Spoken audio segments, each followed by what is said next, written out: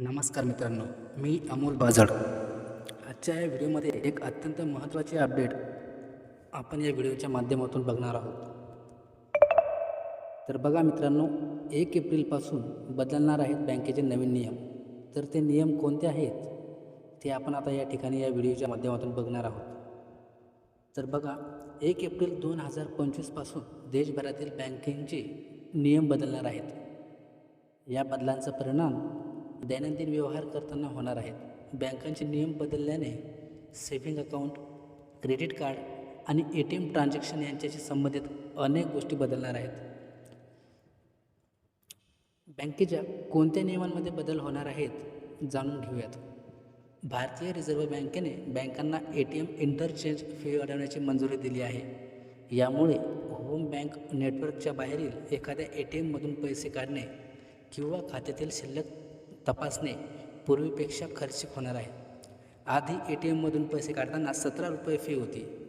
आता फी म्हणून 19 रुपये घेतले जाणार आहेत.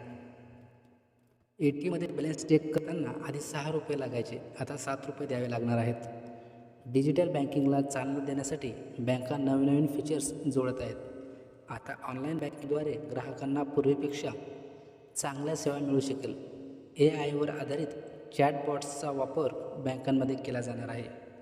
डिजिटल व्यवहार सुरक्षित करण्यासाठी 2 फॅक्टर ऑथेंटिकेशन आणि बायोमेट्रिक व्हेरिफिकेशन यासारखी सुरक्षा सुरू केली जाणार आहे.